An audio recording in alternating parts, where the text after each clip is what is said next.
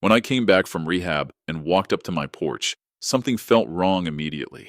My front door had a shiny new lock, and my old welcome mat was gone. Before I even knocked, let me say this: subscribe, tell me your age and where you're watching from. For you, it's a small thing, but for me, it's the reason I keep telling these stories. Now, back to that door. I tried my key. It didn't fit. I tried again, harder. Nothing. My stomach tightened the way it used to before bad news at the factory. The door suddenly opened, and a young woman I'd never seen frowned at me. Can I help you? Yes, I said. This is my house. She laughed right in my face. No, sir. We bought this place 2 weeks ago. From a woman named Deirdre. My daughter. My only daughter. Before I could speak, a man in a baseball cap joined her, chewing loudly on something. Oh yeah, he said. The old guy. She said you moved into assisted living. I didn't, I replied. I was in rehab for my hip. This house is mine. He shrugged like it meant nothing. Well, it's ours now. Papers are signed. Maybe talk to your daughter. They shut the door. Just shut it. Right in my face. I stood there on the sidewalk with my small hospital bag, staring at the home I'd worked 40 years to pay off, and realizing my own child had sold it like it was an old toaster she didn't need. But that was only the beginning of the truth I was about to uncover. You won't believe what came next. I walked down the street with my little hospital bag bumping against my leg, feeling like a man who'd returned from war only to find someone else living in his tent. The wind picked up, cold and smug, like it was whispering, told you your daughter was trouble. I stopped near the corner bench. My old neighbor, Mr. Burwell, used to sit there feeding squirrels. Now the squirrels sat on the bench themselves, glaring at me like I had interrupted their property meeting. One of them even slapped a peanut against the wood as if to say, "Move along, old-timer." Great. Even squirrels didn't respect me. I finally gathered myself and called Deirdre. She answered on the third ring, sounding busy. Too busy to remember she had a father. Dad, I was going to call you later. No, I said, keeping my voice calm. You're going to explain right now why strangers are living in my house. She sighed, long, dramatic, the kind teenagers use when they're asked to take out the trash. Dad, please don't start. We had to sell it. Wesley had a financial emergency and, oh, Wesley, I muttered, rubbing my forehead. Of course. Your husband's emergencies come more often than the mail. She didn't like that. Dad, don't be unfair. He's under a lot of pressure. Pressure? I snapped. He's 42 and hasn't held a stable job since the late 90s. What pressure? Video game tournaments. From the other end, I heard Wesley yell, I placed second that year. Great. He was eavesdropping. I closed my eyes. Deirdre, you sold my home. Without asking me. Without telling me. It's not as bad as you think, she said. You'll stay with us. We already put clean sheets in the guest room. The guest room, a tiny, windowless storage room that smelled like wet cardboard and Wesley's old bowling shoes. I'll find another solution, I said quietly. Dad, don't be dramatic, she snapped. Just come over. Wesley made chili. I remembered Wesley's chili. Let's just say it once blew the lid off my slow cooker and knocked out the cat for 40 minutes. But before I could reply, she added, Look, you'll understand everything when you get here. Just come. Her voice sounded strange, nervous, guilty, and that's when I realized she was hiding something bigger than Wesley's debts, something she desperately hoped I wouldn't discover. And believe me, what I found out next didn't just shock me, it changed everything. I took the bus to Deirdre's place because I refused to let Wesley pick me up. Last time he drove me anywhere, he hit a trash can and blamed it on a sudden gravitational shift. When I stepped off the bus, their house came into view. Paint peeling, lawn half dead, a plastic flamingo leaning to one side like it had given up on life. The whole place looked exactly like Wesley's personality, tired, confused, and slightly sticky. I knocked. The door swung open so fast I almost punched it by accident. Dad, Deirdre said, throwing her arms around me. She smelled like stress and discount shampoo. Behind her, Wesley waved a wooden spoon like a conductor leading a soup orchestra. Chili's almost ready, he said proudly. This batch only exploded once. I stepped inside. Boxes everywhere, piled on tables, chairs, even on top of their golden retriever, who looked like he'd accepted his fate as furniture. Then I noticed something odd. 3 boxes were labeled in my handwriting. My handwriting. Why are my things here? I asked. Deirdre's face twitched. Oh, uh, we got your stuff from the house before, you know the sale. You packed my belongings without me. Wesley helped, she said, as though that was a compliment. Wesley beamed. I organized everything by smell. I stared at him. By smell. He nodded proudly. Yep. Earthy smells, spicy smells, mystery smells. I spotted one box labeled probably food. I decided not to open it. As I looked around that cluttered living room, my old photo albums stacked next to their cat scratching post, my tools shoved under a foldable treadmill they never used, I felt something heavy in my chest. Not anger, not sadness, just grief. Grief that my life had been boxed up like yard sale leftovers. Dad, sit, Deirdre said gently. We'll explain everything during dinner. And the way she said it, the way her eyes darted toward Wesley like she hoped he wouldn't say anything stupid, I knew there was another secret waiting. And what they told me at that dinner table made the house sale look like a warm-up act. We sat at the kitchen table, if you could still call it a table. Half of it was covered with mail, the other half with Wesley's mystery spices, which looked suspiciously like crushed cereal and paprika. Deirdre placed a bowl of chili in front of me. It made a sound. Chili should never make a sound. Wesley grinned. That's the bubbles of flavor. I poked it with my spoon. It poked back. All right, I said. Tell me what's really going on. Deirdre's fingers twisted the napkin. She avoided my eyes. Dad, Wesley owed money. I nodded slowly. Yes, you mentioned that. Wesley jumped in. But it's not my fault. I invested in a vision board business. It what? You know, pictures glued to cardboard that inspire people to succeed. And how much did this inspiration cost you? I asked. He cleared his throat. Well, technically, a little over 30,000. I froze mid-bite. The chili stopped bubbling, like even it was shocked. $30,000, I repeated. Deirdre squeezed his hand. Dad, we didn't know what else to do. We needed that money fast, and your house was the only asset we could sell quickly. So you sold it, I said softly. My home, your mother's garden, the workshop I built with my own hands. Silence. Even the dog looked ashamed. Then Wesley, in a moment of catastrophic stupidity, added, It's not like you were using it. Deirdre kicked him under the table so hard the spoon flew out of his hand. I leaned back, feeling something inside me tighten. Not anger. Not yet, but a cold, clear understanding. They hadn't asked. They hadn't apologized. They hadn't even considered what that house meant to me. And worst of all, they were still hiding something. I could see it in the way Deirdre kept glancing toward the hallway, because what she showed me next made the sale look almost innocent. After dinner, Deirdre stood up, so suddenly her chair squeaked like it was filing a complaint. Dad, there's something you need to see. Wesley froze mid-slurp of his chili, eyes wide, like a man who just remembered he left a candle burning near a curtain. Honey, maybe we don't, she cut him off. No, he deserves to know. My stomach tightened. Not because of the chili, though that was a battle of its own, but because of the tone in her voice. She led me down the hallway, past stacks of laundry, past a broken lamp Wesley promised to fix in 2019, until we reached the guest room. She opened the door. I blinked. Hard. My furniture, my dresser, my armchair, even the quilt Hattie sewed, was stuffed into this tiny room like a garage sale attacked the place. But that wasn't the worst part. On top of my dresser sat a mountain of envelopes. Dozens, maybe 100, all addressed to me. Bills, bank statements, letters from the rehab center, even property notices. I turned slowly. Deirdre, why do you have my mail? She swallowed. Dad, we changed the mailing address while you were in rehab.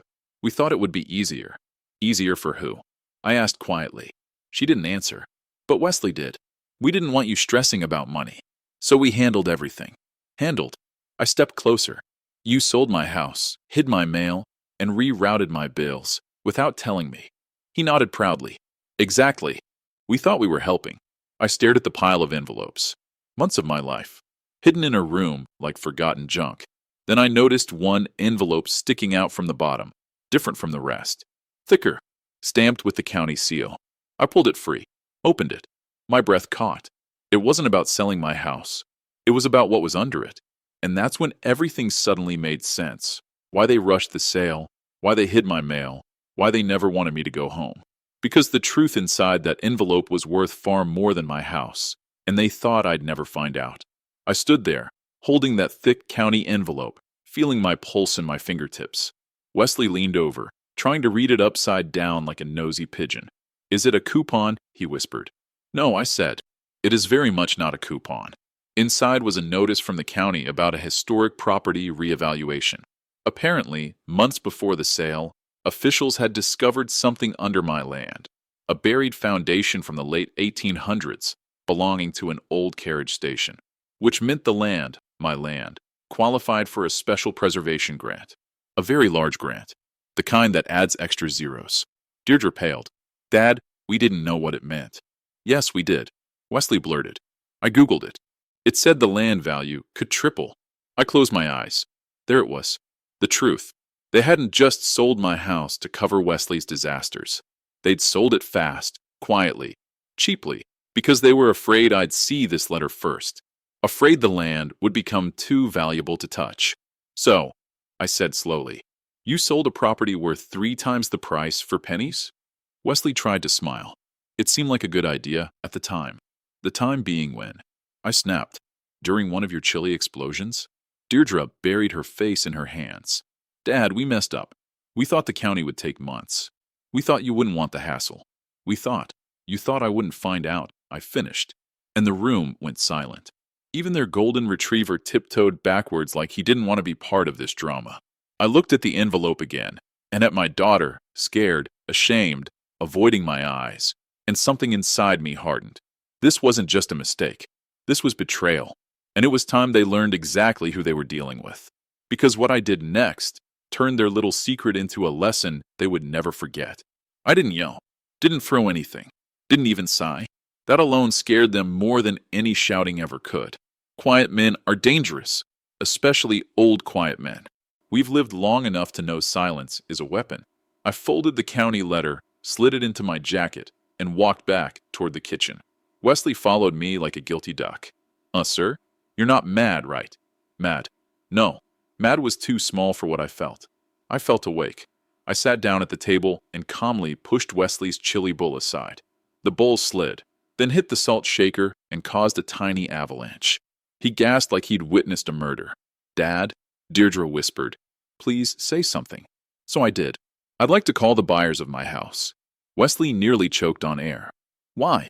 To congratulate them, I said calmly. They purchased something very valuable. He squeaked, actually squeaked, like a rubber toy. You're not going to tell them, right? Because if they find out about the historic thing, they might cancel our deal or ask questions. I finished. Deirdre grabbed my sleeve. Dad, please. We'll fix this. We'll figure something out. Just don't tell them yet. Wesley nodded so fast his baseball cap slipped sideways. We can negotiate. Maybe buy the house back?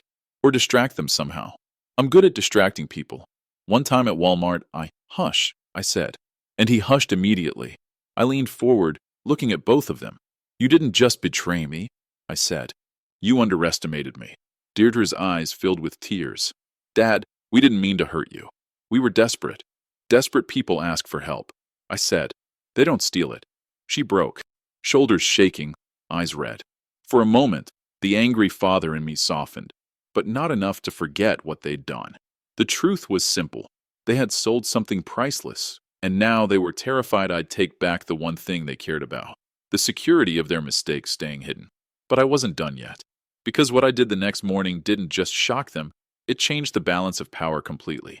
I woke up early the next morning in their cramped guest room. If you can call a room guest, when the main decoration is a broken vacuum and 3 mismatched pillows. One pillow was so flat it felt like sleeping on a newspaper subscription. I stretched, groaned, and stepped on something soft. Wesley's sock, still warm. I almost screamed. That was my sign from the universe. Today, everything changes. I got dressed, grabbed the county letter, and headed to the kitchen. Deirdre and Wesley were already there, sitting rigid like 2 kids waiting for the principal. Wesley even had his spoon clutched in his hand, his comfort utensil, apparently. Morning, I said. They flinched. Both of them. Good. I'm going to my house, I continued, to speak with the new owners. Wesley shot up so fast his chair toppled over. You can't. You shouldn't. We made waffles. I looked at the waffle. It was shaped like Texas and somehow still raw in the middle. No, Deirdre's voice cracked. Dad, please just wait. Give us a chance to fix this. I slipped on my jacket. No more waiting. As I reached the door, Wesley blocked it, arms spread, like a very nervous scarecrow. Sir, what if they don't like visitors? Then they can throw me off my porch, I said. But I stepped closer. He stepped back, all the way into the coat rack, which collapsed on top of him like a soft, cowardly avalanche. I'm leaving, I said calmly. Deirdre looked desperate. Dad, please. We'll lose everything if you tell them. They might sue us, or report us, or that, I said, pausing at the door, is your consequence. Not mine. The room fell silent. Even the refrigerator stopped humming, probably out of respect. I walked outside, feeling the crisp morning air hit my face. For the first time since I came home from rehab, I felt steady, focused, in control. They had taken my house, but they had forgotten something important. I still had the truth. And when I arrived at my old front porch, something happened that neither Deirdre nor Wesley ever expected. I walked up my old driveway, my cane tapping the concrete like it was knocking on memory's door. The new owner's car was in the driveway, a bright blue minivan with a bumper sticker that said, "Honk if you love gardening." Good. Garden lovers were usually decent people, at least better than chilly exploding sons-in-law. I took a deep breath and knocked. The door opened, slowly this time. A man in his late 40s, tall and polite-looking, blinked at me. Behind him, his wife peeked out. Oh, he said, it's you, the previous owner. Yes, I said. May I speak with you? They exchanged a quick look, the kind couples use when silently asking, do we let this stranger in, or do we pretend we're not home? Finally, the man nodded. Come in. I stepped inside. My old living room looked different, cleaner, brighter, and the air actually smelled like lavender instead of Wesley's collection of manly air fresheners. I pulled out the county envelope. I'm not here to fight, I said. I'm here to tell you something your Sellers never did. The wife frowned. The Sellers, your daughter? I nodded. Her face softened immediately, like she'd put the puzzle pieces together. My husband and I always thought something felt rushed. Too rushed. I handed them the county notice. They read it together, eyes widening. Oh my, the wife whispered. This property is worth nearly triple what we paid. It is, I said, and that's why they sold it fast. The husband looked at me with sympathy, not anger. Sir, I'm sorry. Truly, this shouldn't have happened to you. I nodded. I'm not here to take anything from you. The sale is legal. The house is yours. They both looked stunned. You're not asking for it back? No, I said. I'm just making sure the truth lives somewhere other than a cardboard box in a tiny storage room. For a moment, we all stood there quietly. Then the wife suddenly said, You know, if you ever want to visit the garden, you're welcome anytime. We kept your wife's marigold patch. It's beautiful. My throat tightened unexpectedly. Hattie's marigolds. Still blooming. I thanked them and turned toward the door. But before leaving, I added one last quiet sentence. There's one more thing I need to do today. Because showing them the truth was only half of it. The next part was confronting the two people who had lied, stolen, and underestimated me. And when I walked back to Deirdre's house that afternoon, what happened inside would finally decide everything. When I walked back into Deirdre's house, the air felt tight. She was pacing. Wesley was sitting on the couch motionless, like he'd unplugged himself from life. The moment they saw me, they froze. No words, just fear. Real fear. I hung my jacket, sat down at the kitchen table, and let the silence stretch until Wesley practically squeaked. Finally, Deirdre whispered, Dad, what did you do? I looked her straight in the eyes. I told them the truth. Wesley let out a sound somewhere between a groan and a dying accordion. We're done. They're going to sue us. Or call the cops. Or, no, I said calmly. They aren't doing anything to you. They both blinked, confused. I didn't ask for the house back. I didn't accuse you of fraud. I simply told them what they had bought. Deirdre sat down slowly, rubbing her forehead. Dad, why? Why would you help them and not us? I leaned back in my chair. Because they deserved honesty. You two never gave me that. Her eyes filled with tears. Dad, we messed up. We were drowning. We felt ashamed. We didn't know how to ask. You didn't ask, I said gently. You took. Wesley raised a timid hand. For what it's worth. I'm sorry, sir. Really sorry. Deep, painful sorry. And are you done with vision board investments? I asked. He nodded vigorously. Forever. I'm switching to something safer. Like folding towels at the gym. That, I said, is the wisest sentence you've ever spoken. Deirdre wiped her face. What happens now? I opened my folder and placed two things on the table. 1. A brochure for a small senior apartment complex near the park. 2. The county notice. I'm moving into my own place, I said. A quiet one. With a garden. I'll be fine. They stared at me. But what about the land money? Deirdre whispered. That money, I said, belongs to the new owners. They acted with honesty. You didn't. The truth struck her harder than any punishment could. She lowered her head and sobbed, not from anger, but from shame. I stood up, put a hand on her shoulder. I don't want revenge, sweetheart. I want you to grow up. I want you to stop letting fear and Wesley's ideas ruin your life. Wesley coughed. To be fair, most of my ideas are terrible. I nodded. At least he knows it. Deirdre looked up, her voice trembling. Dad, can we still visit you? Of course, I said softly, but with honesty this time. Real honesty. I left the house with my head high, the afternoon sun warm on my back. I no longer had the old home, but I had something better, my dignity, my freedom, and the peace of knowing I hadn't become like them.